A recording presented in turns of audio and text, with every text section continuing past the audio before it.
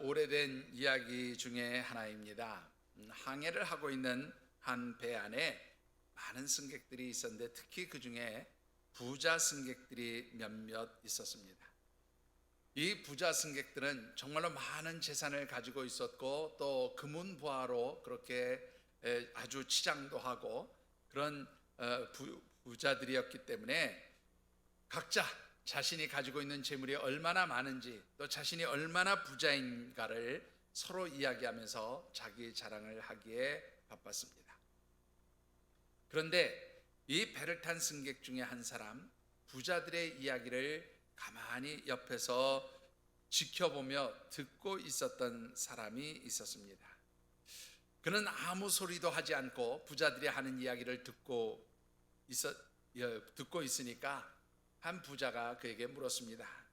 당신은 무엇을 하는 사람이며 또 당신은 얼마나 많은 재산을 가지고 있어? 당신도 우리처럼 이렇게 많은 돈과 재물을 가지고 있는 사람이요? 그렇게 묻게 되었습니다. 그러자 아무 소리 하지 않고 그 부자들의 이야기를 듣고 있던 이 사람이 대답하기를, 예, 저는 랍비입니다. 저는 당신들이 지금 가진 것과 같은 그런 많은 돈과 금은 보석을 가지고 있지는 않지만, 그래서 내가 가지고 있는 이 재물을 보여줄 수는 없지만 아무리 생각해 봐도 당신들의 이야기를 들어보니 당신들 중에서 내가 가장 큰 부자인 것 같소. 어느 누구도 나보다 더 큰 부자는 없는 것 같소. 그렇게 대답을 했습니다. 이렇게 부자들과 랍비가 대화를 주고받는 그러한 중에 이 배가 해적들의 이제 공격을 당하게 되었습니다. 해적들이 나타나서 배를 습격했고, 해적들은 이 배 안에 있는 많은 승객들, 특히 그 부자 승객들의 금은 보석을 비롯해서 모든 돈과 재물들을 다 빼앗아 갔습니다.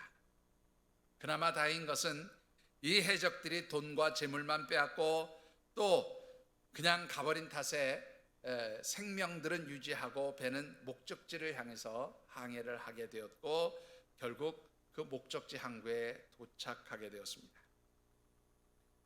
배에 있었던 사람들은 가지고 있던 돈과 재물들을 다 빼앗겼기 때문에 모두가 그야말로 빈털터리 신세였습니다. 이것은 그 랍비도 예외는 아니었습니다. 그러나 이 랍비는 비록 재물은 없었지만 그가 가지고 있는 높은 교양과 지식으로 인해서 그 항구 도시 사람들에게 인정을 받게 되었고 또 그래서 그 사람들이 보내준 자녀들을 가르침으로 인해서 이 랍비는 곧 풍족한 삶을 살 수 있게 되었습니다. 학생들을 가르치던 어느 날 이 랍비가 오랜만에 이제 바깥 외출을 하게 됩니다. 그리고 외출을 하는 중에 길거리에서 자기와 함께 배를 타고 누가 더 돈이 많았냐를 그렇게 자랑하던 부자들과 대면을 하게 되었습니다.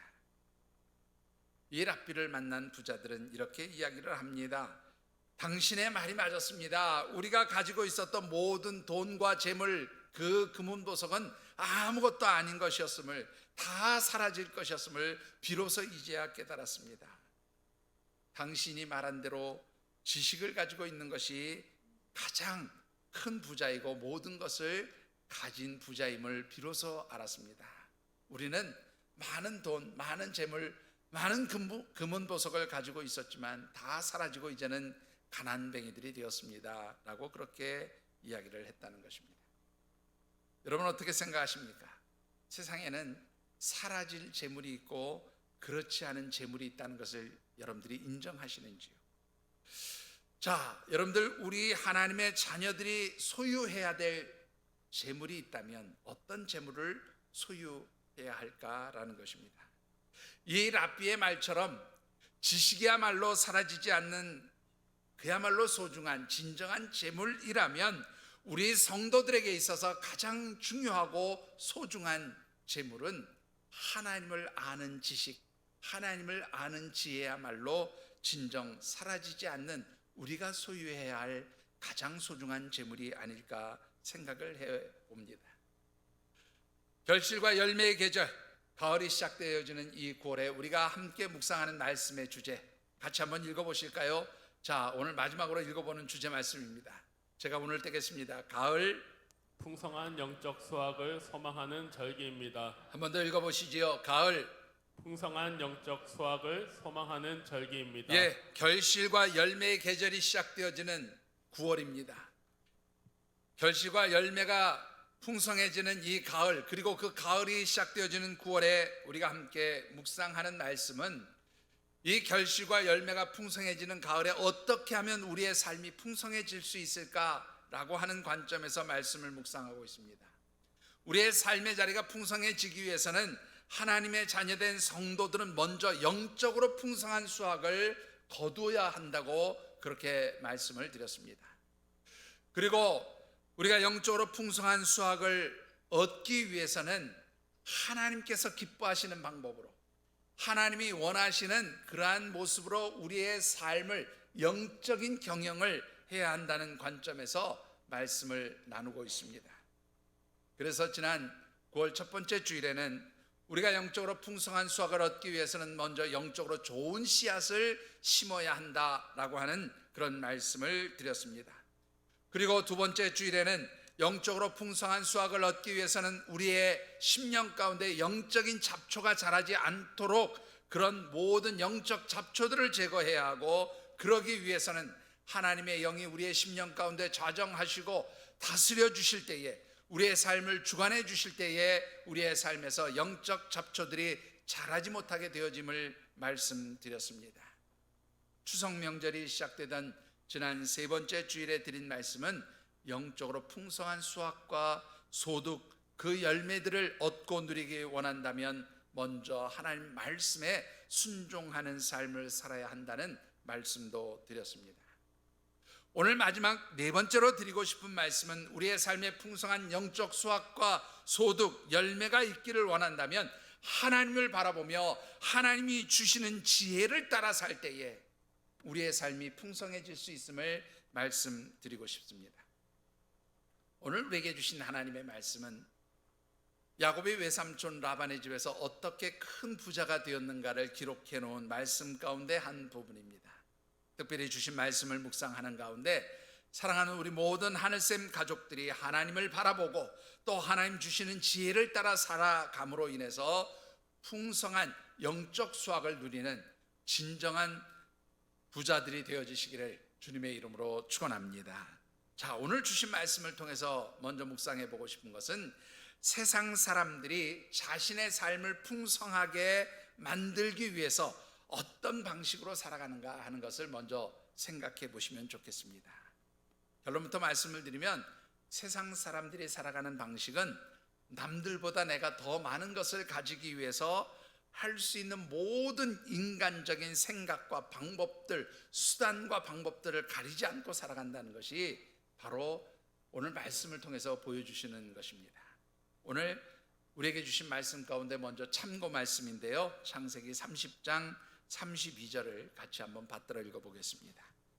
오늘 내가 외삼촌의 양떼에 두루 다니며 그 양 중에 아롱진 것과 점 있는 것과 검은 것을 가려내며 또 염소 중에 점 있는 것과 아롱진 것을 가려내리니 이 같은 것이 내 품삯이 되리이다. 자, 여러분들 아시는 대로 야곱이 형 에서의 장자의 축복을 가로채고는 형의 분노를 피해서 하란 땅 외삼촌 라반의 집까지 도망을 가게 됩니다. 외삼촌 라반의 집에 도착한 야곱은 그 외삼촌의 딸 중에서 라헬에게 반하게 되죠. 그래서 이 라헬을 아내로 얻기 위해서 무려 7년 동안 외삼촌 집안의 일을 돌봅니다. 열심히 수고하고 땀 흘리고 그렇게 일을 해서 7년의 시간이 지났을 때에 이제 드디어 사랑하는 라헬과 결혼을 하게 되었는데, 결혼식을 끝나고 보니까 누가 들어와 있어요? 사랑하는 라헬이 아니라 레아가 들어와 있었던 거예요. 외삼촌이 그를 속인 겁니다. 우리 법으로는 둘째 딸 먼저 보내는 법이 없네. 그래서 레아를 먼저 자네와 혼인을 시켰으니 자네가 라헬을 아내로 얻으려면 더 일을 하게나, 뭐 이렇게 얘기를 해서 결국 7년을 더 일을 하게 되었죠.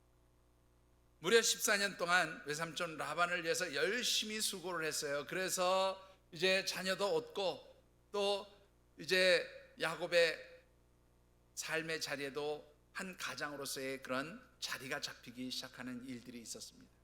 문제는 이 14년 동안, 아니 그 이상 열심히 외삼촌 라반을 위해서 일을 했는데 정작 야곱의 소유가 되는 재산은 한 푼도 없었던 거예요. 그래서 야곱이 어느 날 외삼촌 라반을 찾아가서 이야기를 합니다. 외삼촌 덕에 내가 이곳에 와서 지난 오랜 시간 동안에 삼촌을 위해서 일을 했고, 그래서 아내들도 얻었고 자녀들도 생겼지만 정작 내게는 소유한 재산이 없습니다. 외삼촌 위해서 일을 해봐야 주시는 거 없으니까 이제 나 고향 땅으로 돌아갈 터이니 외삼촌이 내게 주신 그 두 딸, 내 아내들과 자녀들을 데리고 고향 땅으로 돌아가도록 해주세요, 요청을 하게 됩니다.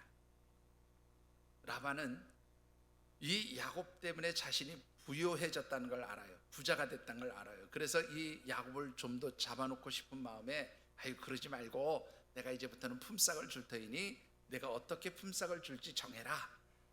그러면 이제 품삯을 가지고 너도 네 살림, 네 재산을 만들면 되지 않겠느냐. 그래서 이 라반의 제안에 따라 야곱이 요청한 품삯이 바로 오늘 참고 말씀을 읽은 32절의 말씀이에요. 자, 이 말씀을 보면 야곱이 뭐라고 얘기합니까? 외삼촌이 나에게 맡겨서 돌보게 한 양과 염소 중에 얼룩지거나 아롱진 것들, 그런 것들을 이제 나의 품삯으로 주어서 그것을 내 몫으로 삼게 해주세요, 그렇게 요청을 하고 라반이 이것을 승낙을 하게 됩니다. 자, 그런데요, 이 외삼촌 라반이 조카 야곱과 품삯에 관한 계약을 맺고 나서 어떤 일을 하는지 한번 보시기 바랍니다. 아주 그야말로 좀 어떻게 보면 악질적인 방법이라고 생각되어지는 방법을 동원하는데 두 가지 방법을 썼어요. 자, 한 가지는 어떤 방법을 썼는지 우리 30장 35절과 36절을 같이 한번 받들어 읽어보겠습니다. 그날에 그가 염소 중 얼룩무늬 있는 것과 점 있는 것을 가리고 암 염소 중 흰 바탕에 아롱진 것과 점 있는 것을 가리고 양 중에 검은 것들을 가려 자기 아들들의 손에 맡기고 자기와 야곱의 사이를 사흘길이 뜨게 하였고 야곱은 라반의 남은 양떼를 치니라. 자, 여러분들 이 내용이 이해가 되십니까? 계약을 맺었어요. 어떤 계약입니까? 염소나 양들 중에서 아롱지고 얼룩진 것들이 나오면은 그것은 야곱의 몫이고 나머지는 다 누구의 몫이에요? 라반의 몫입니다. 그런데 이 라반이 생각할 때에 지금 현재 야곱이 돌보고 있는 염소나 양들 중에서 아롱지고 얼룩진 것들이 혹시라도 새끼를 낳게 되면 아롱지고 얼룩진 것들이 나올까봐 골라내기 시작한 거예요. 그래서 염소 중에 아롱지고 얼룩진 것들 다 골라내고 양들 중에서는 검은 것을 다 골라내어서 이것을 그대로 누구에게 맡겨요? 아들들에게 맡기고는 여기에 보니까 사흘길을 떨어져서 옮겨놓게 한 거죠. 사흘길이면 어느 정도 거리냐? 학자들이 추정을 해본 결과 대략 한 100km 정도 떨어져 있는 거리라고 그래요. 여러분들 100km면 얼마나 먼 거리입니까? 100km를 떨어뜨려서 양과 염소 중에 아롱지고 얼룩지고 뭐 이런 것들, 야곱의 몫이 될 만한 것들이 나올 수 있는 소지를 완전히 없애버린 거예요. 그렇게 해서 떨어뜨려 놓고 야곱에게는 어떤 것만 남겨놓았는가 하면 염소 중에 검은색과 양들 중에 흰색만 남겨놓은 겁니다. 자, 라반이 왜 이렇게 했을까요? 이유는 한 가지입니다. 여러분들, 염소들은 흑염소가 우성이래요. 예, 염소를 여러분들 보통 그래서 흰 염소보다는 흑염소를 보기가 쉽지요. 흑염소는 금방 눈에 띕니다. 흑염소가 우성이래요. 그러니까 흑염소가 많은 거죠. 많이 태어나는 거죠. 이에 반해서 아롱지고 얼룩진 거는 어떤 열성의 염소라는 거예요. 이게 이제 좀 약한 거죠. 그래서 양이 그렇게 많지 않은 거예요. 그런데 그 많지 않게 출산하는 그 얼룩지고 아롱진 염소마저도 태어나지 않도록 하기 위해서 그럴 가능성이 있는 모든 어미종자들을 다 분리시켜 놓은 겁니다. 양들은 어떨까요? 양들은 흰색이 우성 품종이라고 그래요. 그러니까 양들 중에서 검은색 양 본 적 있어요, 여러분들? 검은색 양 거의 보신 적 없을 거예요. 그러니까 이 흰색이 아닌 검은색이 교배를 해서 얼룩지고 뭐 알록달록하고 뭐 아롱지고 이런 거 나올까봐 또 검은색 양들은 다 어떻게 해요? 빼서 돌려보낸 거예요. 그러니까 야곱은 지금 뭐만 가지고 있어요? 흑염소와 흰색 털을 가진 양만 가지고 있는 겁니다. 자, 아주 좀 악덕업주죠.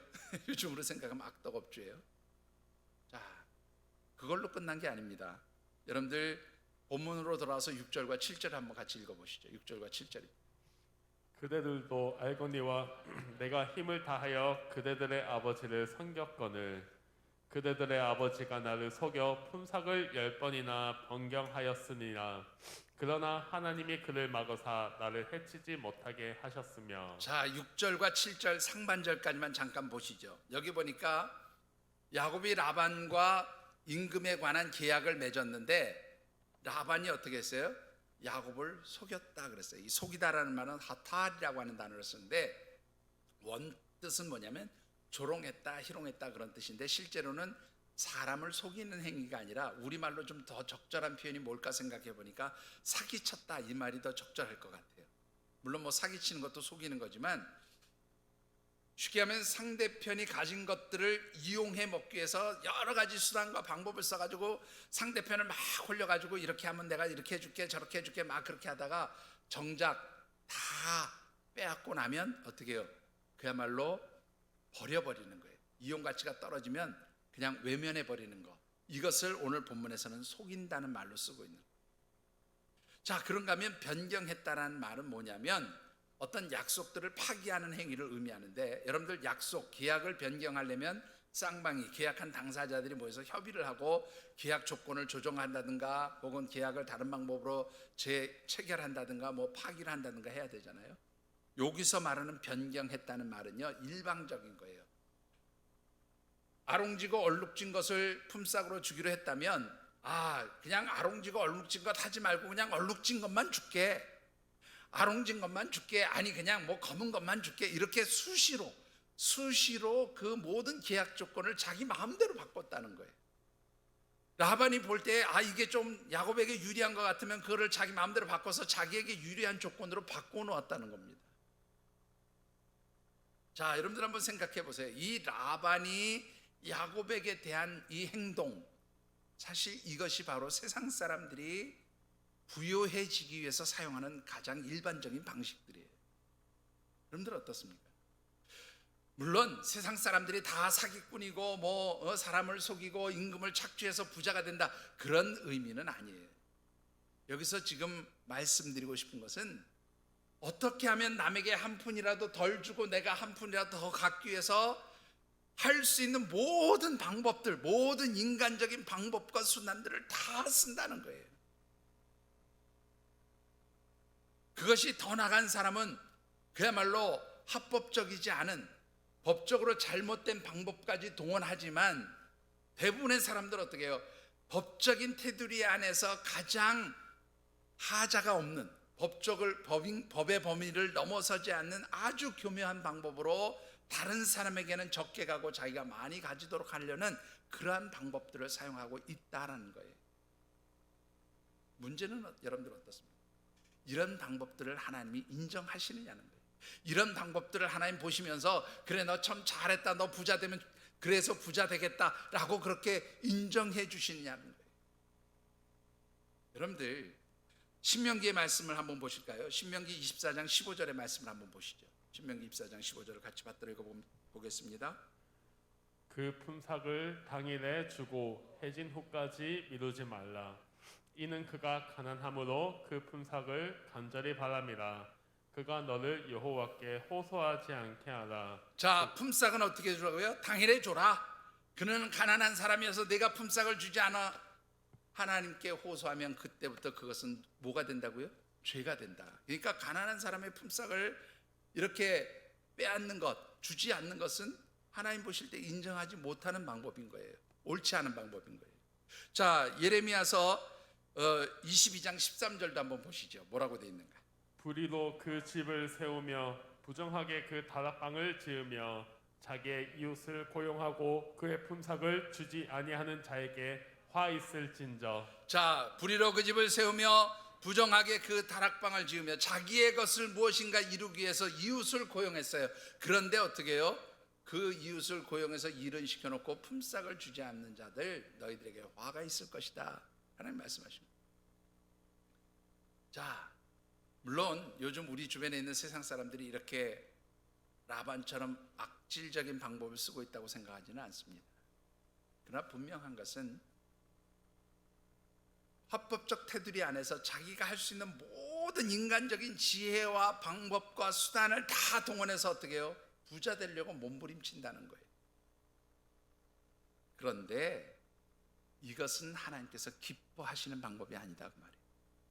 라반이 이렇게 모든 수단과 방법과 자기가 할 수 있는 모든 그러한 지혜를 동원해서, 자기가 할 수 있는 모든 상식과 지혜를 동원해서 야곱에게 품삯을 주지 않게 해서 몸부림쳤지만 하나님께서는 어떻게 하셨어요? 여러분들 본문 구절을 같이 한번 받들어 읽어보시죠.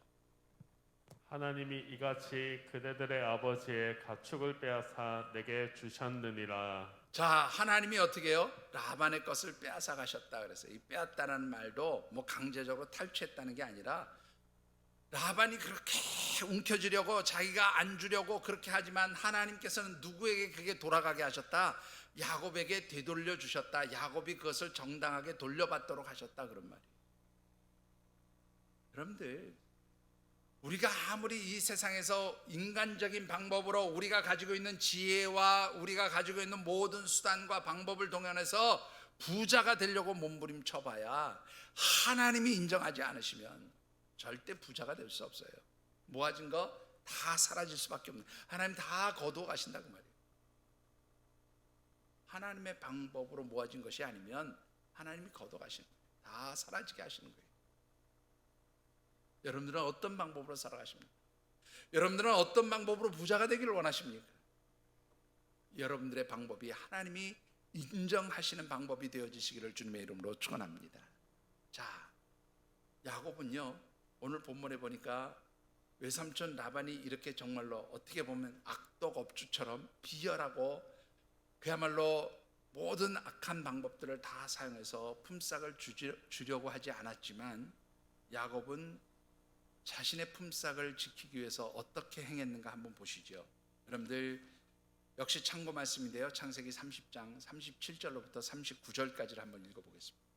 야곱이 버드나무와 살구나무와 신풍나무의 푸른 가지를 가져다가 그것들의 껍질을 벗겨 흰 무늬를 내고 그 껍질 벗긴 가지를 양떼가 와서 먹는 개천의 물 구유에 세워 양떼를 향하게 하매 그 떼가 물을 먹으러 올 때에 새끼를 베니 가지 앞에서 새끼를 뱀으로 얼룩얼룩한 것과 점이 있고 아롱진 것을 낳은지라. 자, 야곱은 자기의 품삯을 지키기 위해서 두 가지 방법을 사용했는데요. 첫 번째 방법은 오늘 본문에 보니까 버드나무, 살구나무, 신풍나무를 그 가지들을 베어왔다 그랬어요. 이 버드나무는요, 실제로 우리나라에서 볼 수 있는 그 수양버들 그 나무가 아니고 포플러가에 있는 나무라고 그래요. 그리고 여기서 살구나무는 아몬드 나무라고 그러고요. 또 신풍나무라고 기록되어 있는 것은 플라타너스과에 속한 나무라고 그러는데, 이 나무들은 다 그 껍질 부분이 푸른색을 띈다고 그래요. 근데 이 껍질을 벗겨내면 이 나무들은 다 수분이 많아서 아주 그 나무의 속 껍질로 들어가면 하얗다고 그럽니다. 하얗고 이제 그 맑은 그런 맑게 보이는 그런 속살을 가지고 있다고 그래요. 그러니까 야곱이 이 나무들의 가지들 굵은 것을 꺾어다가요, 껍질을 벗기는데 다 벗기는 게 아니라 어떻게 해요? 부분적으로 벗기는 거예요. 그러면 한쪽은 푸른색이고 한쪽 그 속살이 보이는 쪽은 하얀색이고, 그러니까 얼룩얼룩 아롱지게 보이는 그런 나뭇가지들을 만들어 놓은 겁니다. 그리고는 이제 양이나 염소들이 와서 물을 먹을 때 그거를 세워놓고 새끼를 베게 할 때 그것을 보게 하는 거예요. 그랬더니 이 가지들을 본 염소나 양의 새끼들이 어떻게 해요? 아롱지고 얼룩진 새끼들을 낳았다는 거예요. 이게 첫 번째 야곱이 쓴 방법이에요. 두 번째 방법은 뭔가 보시죠. 41절 42절입니다. 같이 받들어 읽어보겠습니다. 튼튼한 양이 새끼 뵐 때에는 야곱이 개천에다가 양떼의 눈앞에 그 가지를 두어 양이 그 가지 곁에서 새끼를 베게 하고 약한 양이면 그 가지를 두지 아니하니 그렇게 함으로 약한 것은 라반의 것이 되고 튼튼한 것은 야곱의 것이 된지라. 자, 여러분들 여기서도 보시죠. 팔레스타인에서 양들은 2번 새끼를 난다고 그래요. 보통은 봄에 한 번 새끼를 베서 가을에 낳고 또 가을에 한 번 새끼를 보면서 봄에 낳는데, 보통은 이 봄에 수태를 해서 가을에 낳는 양들이 아주 튼튼한 양이라고 그래요. 강한 양이라고 합니다. 그래서 팔레스타인 사람들은 이 봄에 수태해서 가을에 낳는 양을 봄양, 봄에 낳는 양이라 그렇게 부른대요. 야곱이 이 봄철에 수태해서 가을철에 낳는 양들이 태어날 쯤 되면 어떻게 해요? 그거를 그 아롱지가 얼룩진 그 가지를 계속 보여주는 거예요. 그러니까 튼튼하고 강한 양들은 계속 아롱지가 얼룩진 것만 나오고, 어떻게 해요? 이제 가을에 수태해서 봄에 나는 양들에게는 약한 양들은 그거를 안 보여줬다는 거예요. 자, 정리를 좀 해보시죠. 과학적인 방법입니까? 여러분들, 그렇게 하면 건강한 양, 아롱지가 얼룩진 양 나옵니까? 제가 비유적으로 좀 얘기를 할까요? 제 후배 목사님 부부가 있는데요, 2분이 다 좀 안 생겼어요. 무슨 말인지 이해가 되시죠? 안 생겼어요. 2분이 좋아해서 사랑해서 결혼을 했는데 이 2분의 걱정이 늘 뭐냐면 2세 걱정이에요. 아니 진짜 있었던 얘기예요. 2세 걱정이에요. 그래서 사모님이 이제 아이를 갖게 되었을 때요, 매일 냉장고에다 뭐를 붙여놓은 줄 아세요? 우리 연예인들, 아이돌이라고 하는 연예인들 중에서 예쁜 여자아이, 또 잘생긴 남자 아이들 사진을 쫙 붙여놓고 매일 그걸 봤어요. 우리 아이도 저렇게 예쁜 아이가 태어나게 해주세요 기도하면서 봤어요. 결과는 어땠을까요? 네? 예쁜 남자아이 혹은 딸이 나왔을까요? 예, 역시 피는 못 속입니다. 그죠? 다 아빠 엄마 닮은 아이들이 나왔어요. 예? 아무리 뭐 예쁜 사진을 보고 뭐 했어도 다 아빠 엄마 닮은 아들이 나왔어요. 딸이 나왔어요. 예? 그게 맞는 거예요. 그죠? 그런데 이 야곱이 쓴 방법, 아무리 푸른색의 가지를 꺾어다가 껍질을 벗기고 하얀색이 있는 걸 같이 보여준다고 해서 아롱지고 얼룩진 것들이 나오냐 말이죠. 과학적으로 전혀 맞는 방법이 아니에요. 그런데 왜 야곱은 이런 방법을 썼냐는 그 이유가 여러분들 31장 10절에서 12절까지 사이에 잘 나타나 있어요. 한번 보십시다. 같이 말씀 받들어 양떼가 읽겠습니다. 새끼 뵐 때에 내가 꿈에 눈을 들어보니 양떼를 탄 수량은 다 얼룩무늬 있는 것과 점 있는 것과 아롱진 것이었더라. 꿈에 하나님의 사자가 내게 말씀하시기를 야곱아 하기로 내가 대답하기를 여기 있나이다 하매 이르시되 내 눈을 들어보라. 양떼를 탄 수량은 다 얼룩무늬 있는 것, 점 있는 것과 아롱진 것이니라. 라반이 내게 행한 모든 것을 내가 보았노라. 야곱이 말이죠, 이런 방법을 쓴 이유는 바로 하나님이 보여주셨던 거예요. 여기에 보니까 하나님의 사자가 야곱에게 꿈에 뭐라고 말씀하세요? 내 눈을 들어보라.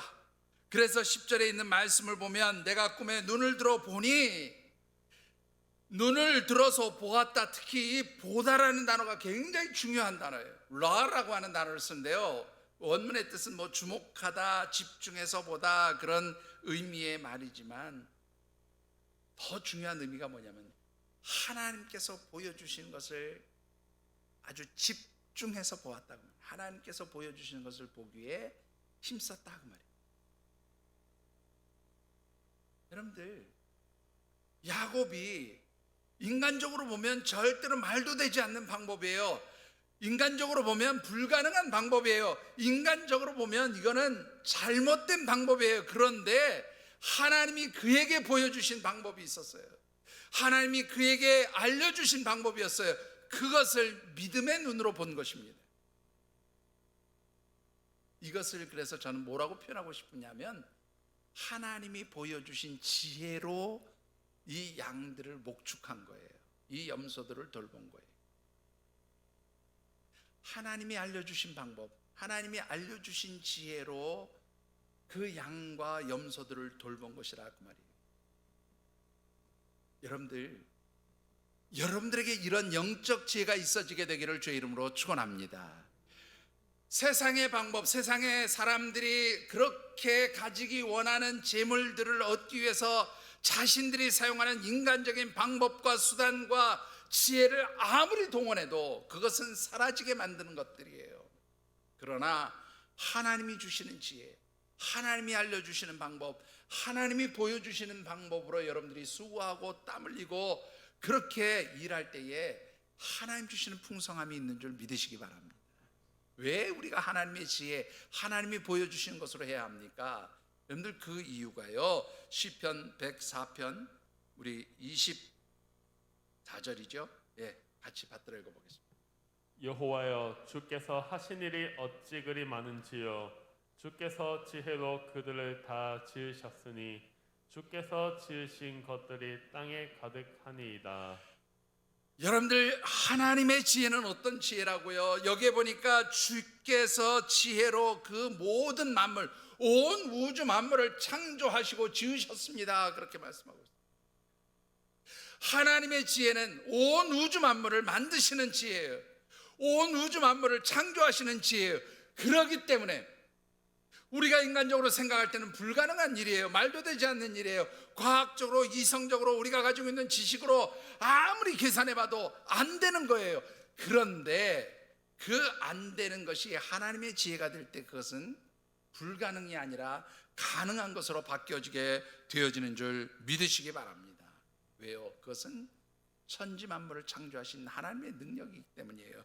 그래서 하나님의 지혜는 우리가 가진 지식이나 방법이나 생각이나 수단이나 그 어떤 것들로도 견주어 볼 수 없는, 그 모든 것들을 뛰어넘는 하나님께서 역사하시는 하나님의 능력이라 하는 것입니다. 사랑하는 성도 여러분, 여러분들에게 이런 하나님의 능력, 하나님의 지혜가 풍성해지게 되기를 주님의 이름으로 축원합니다. 그리할 때에 우리가 영적으로 풍성해지는 거예요. 하나님의 지혜가 있을 때, 하나님이 보여주시는 영적 깨달음이 있을 때에, 하나님의 방법대로 갈 때에 그게 진짜 부자가 되는 방법인 거예요. 여러분들, 이 야곱이 하나님이 보여주시는 방법, 하나님의 지혜로 그렇게 자신에게 맡겨진 양과 염소들을 돌보고 목축했다는 것이 영적으로 어떤 의미가 있을까요, 여러분들? 여러분들, 지난주에인가도 말씀을 드렸는데 창세기 13장 14절 말씀 같이 한번 읽어보겠습니다. 롯이 아브람을 떠난 후에 여호와께서 아브람에게 이르시되 너는 눈을 들어 너 있는 곳에서 북쪽과 남쪽 그리고 동쪽과 서쪽을 바라보라. 여러분들, 이 말씀에도 보면 똑같은 단어가 나와요. 아브람과 롯의 목자들이 소유가 많아져서 자꾸 갈등이 일어나니까 서로 나뉘어지기로 하지요. 그래서 롯에게 먼저 선택권을 주고, 그 롯이 본 것은 뭐예요? 소할 땅, 소돔과 고모라 성에 있는 바로 그것에 물이 풍성하고, 그래서 보니까 여호와의 동산 곧 에덴 동산과 같고 애굽 땅과 같고 그야말로 모든 것이 기름지고 풍성해 보이니까 롯이 그 땅을 선택했어요. 롯이 떠난 뒤에 하나님께서, 자, 아브라함아, 이제 내가 서 있는 곳에서 사방을 둘러봐라, 동서남북을 둘러봐라. 하나님께서 둘러보라고 한 이 땅은요, 그야말로 황무지입니다. 지난번에도 말씀을 드렸지만 지중해 쪽에 있는 그러한 해안 지역이나 그 지중해 쪽에 있는 산지 지역 빼고, 또 갈릴리 호수 지역 몇 곳 빼고, 그 요단강이 흐르는 그 지역 얼마 부분 빼고는 대부분 다 황무지예요. 황무지의 땅이에요. 눈을 들어 보아야 아무것도 없는, 거기에 풍성한 열매가 맺혀질 어떤 조건도, 어떤 넉넉함도 생길 것 같지 않은 그런 땅이에요. 그런데 하나님께서 그에게 그것을 바라보라 하실 때 그 땅은 어떤 땅이 돼요? 젖과 꿀이 흐르는 축복의 땅이 되는 거예요. 하나님이 그 땅에 하나님의 섭리와 계획들을 담아주실 때 그 땅은 어떻게 해요? 바로 축복의 땅이 되는 거예요. 황무지가 아니라 하나님 주시는 복의 근원이 되는 땅이 되는 거예요. 여러분들, 우리가 믿음의 눈으로 바라보면, 영적인 눈으로 바라보면 바로 이 황무지같이 보이는 바로 그곳에 하나님 주시는 은혜가 있고 하나님 주시는 풍성함이 있고 하나님 주시는 축복이 있는 줄 믿으시기 바랍니다. 그런데요, 이 하나님이 주시는 것, 하나님 보여주시는 것, 하나님의 지혜로 그 하나님의 세계를 바라보는 것은 그러면 무엇을 의미하느냐는 거예요. 어떻게 그런 우리가 지혜를 가질 수 있느냐라는 거예요. 그 방법은 딱 한 가지예요. 참고 말씀인데 레위기 26장입니다. 우리 주보에는 24장으로 잘못 써 있어요. 26장 우리 3절과 9절의 말씀을 같이 받들어 읽어보겠습니다. 레위기 26장 3절입니다. 너희가 내 규례와 계명을 준행하면 9절입니다. 내가 너희를 돌보아 너희를 번성하게 하고 너희를 창대하게 할 것이며 내가 너희와 함께한 내 언약을 이행하리라.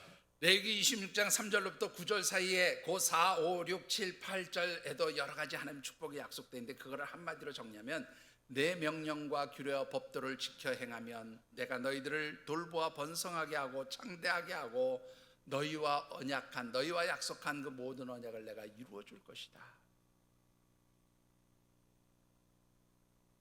하나님의 명령과 규례와 법도를 지켜 행하면, 바로 이 말씀, 하나님 말씀에 순종하고 살아가면 하나님 주신 뭐가 생겨요? 영적 지혜가 생겨요. 여러분들, 왜 우리가 하나님 말씀을 순종하고 하나님 말씀을 붙들어야 합니까? 이 하나님 말씀에 하나님 주시는 영적 지혜가 있어요. 이 말씀에 하나님 주시는 그 풍성한 영적 세계가 담겨져 있다 그 말이에요. 말씀을 보면 여러분들 하나님 보여주시는 영적 풍성함들이 보여요. 하늘의 신령한 복이 보이는 거예요. 오늘 저와 여러분들에게 이 하나님 말씀에 순종하며 그 명령과 규례와 법도를 지켜 행할 때에 영적 지혜가 열려지게 되기를 주의 이름으로 축원합니다. 그래서 하나님 주시는 이 풍성한 축복들이 여러분들의 것이 되어지기를 다시 한번 주님의 이름으로 축원합니다. 자, 여러분들, 이 하나님 주신 영적 지혜를 가지고 하나님 말씀에 순종하면서 하나님의 방법으로 일했을 때에 야곱에게 하나님 어떤 축복을 주십니까? 본문 31장 7절로부터 9절까지 말씀을 우리 같이 받들어 읽어보겠습니다. 그대들의 아버지가 나를 속여 품삯을 10번이나 변경하였느니라. 그러나 하나님이 그를 막으사 나를 해치지 못하게 하셨으며 그가 이르기를 점 있는 것이 내 삭이 되리라 하면 온 양떼가 낳은 것이 점 있는 것이요 또 얼룩무늬 있는 것이 내 삭이 되리라 하면 온 양떼가 낳은 것이 얼룩무늬 있는 것이니 하나님이 이같이 그들의 아버지의 가축을 빼앗아 내게 주셨느니라.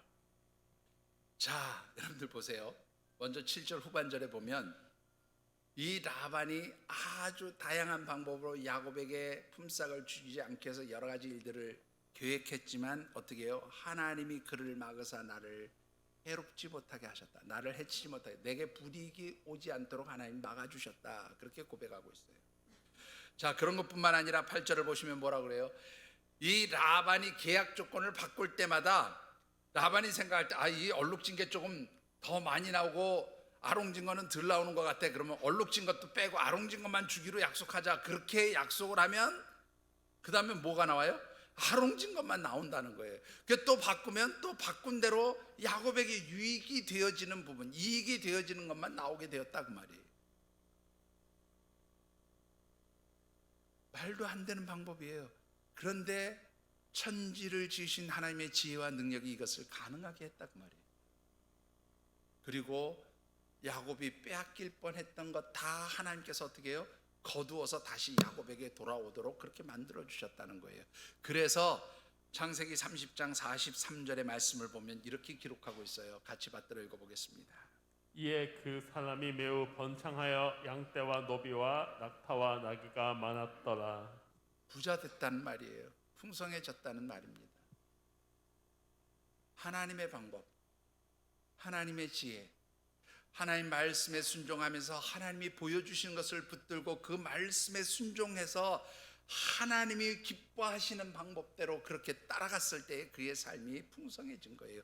부요해진 거예요. 그의 삶의 자리가 정말로 넉넉해진 것입니다.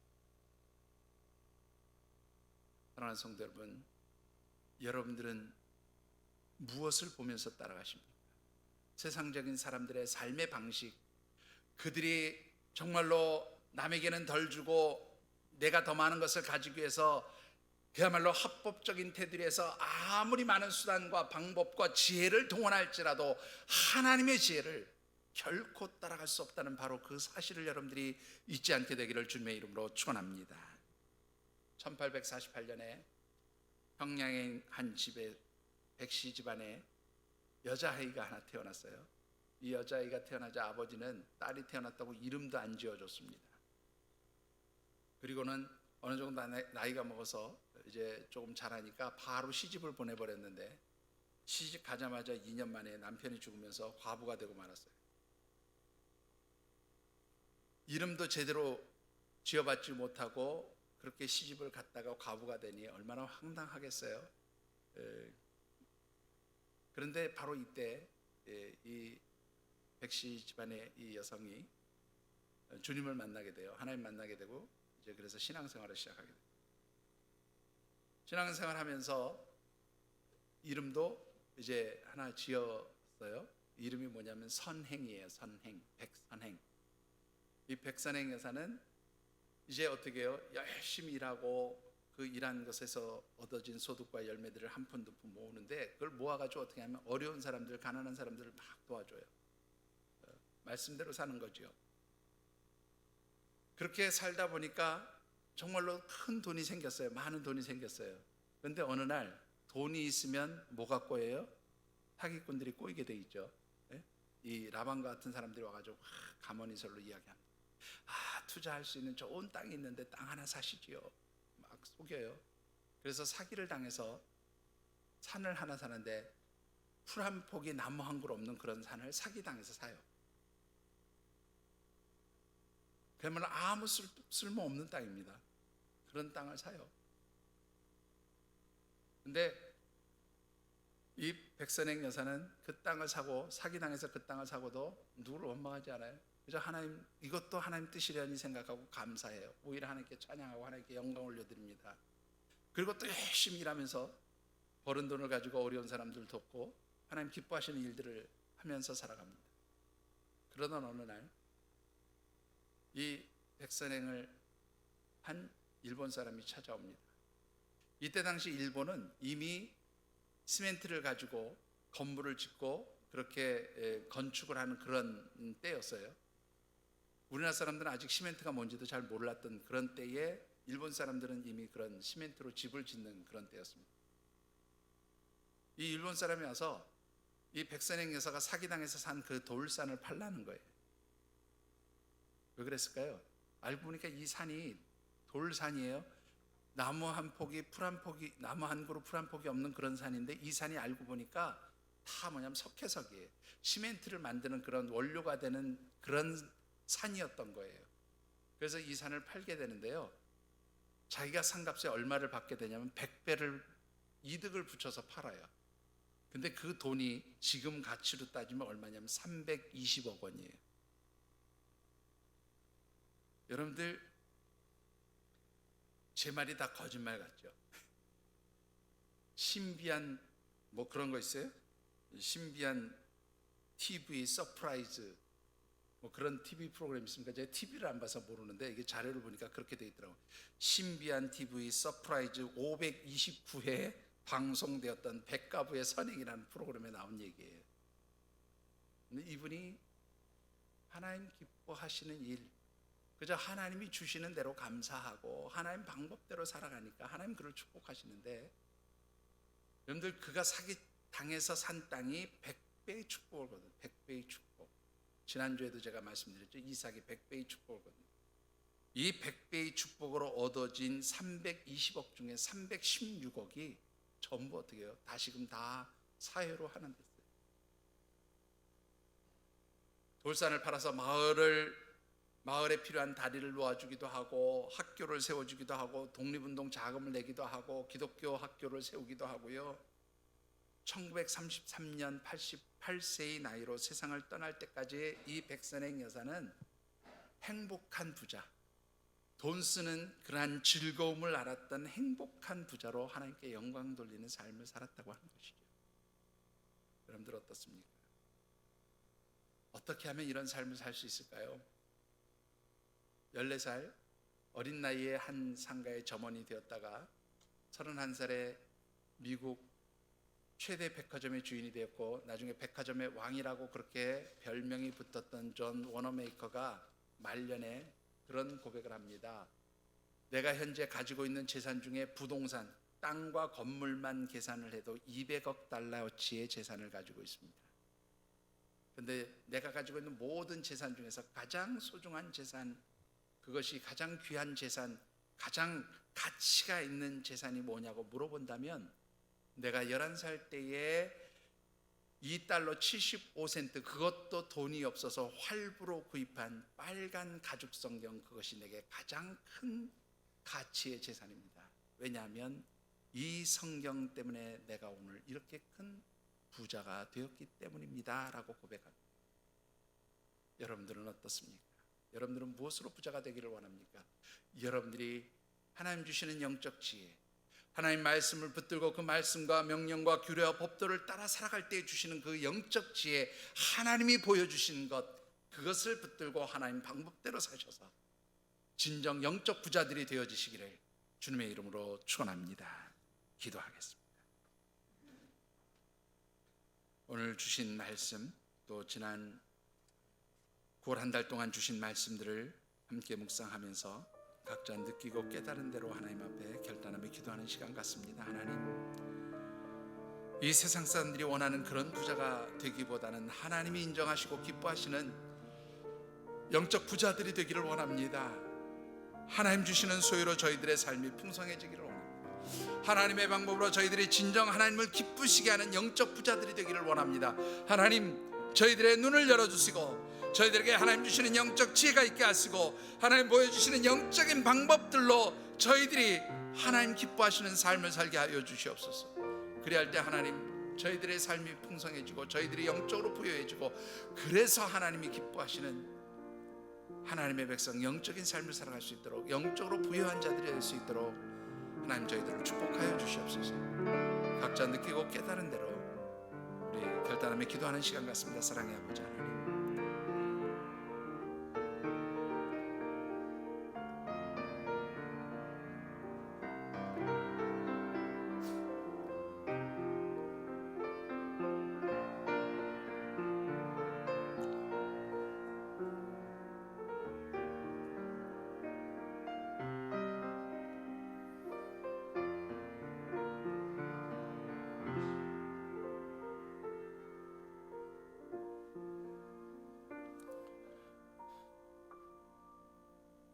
은혜와 자비가 풍성하신 사랑의 아버지 하나님,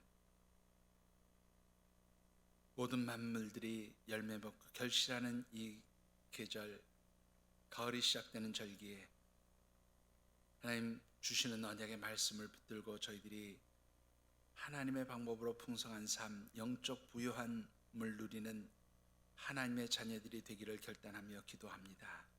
하나님, 저희들의 삶의 자리가 세상적인 방식, 세상 사람들이 살아가는 그러한 지혜로 살지 않게 하여 주시옵소서. 하나님 주시는 말씀 안에서 하나님 보여주시는 지혜로, 하나님이 보여주시는 방법으로, 하나님이 기뻐하시는 방법으로 저희들의 삶을 경영하도록 축복하여 주시고, 그리할 때 저희들이 진정으로 하나님이 인정하시는 영적 부요한 자들이 되게 하여 주시옵소서. 영적으로 풍성한 소득과 열매를 누리게 될 때에 그 영적 부요함이 저희들의 삶의 자리도 복되게 하고 풍성케 하고 부욕케 하는 아름다운 축복의 역사 임하게 하여 주시옵소서. 주신 말씀 붙들고 삶의 자리로 나갑니다.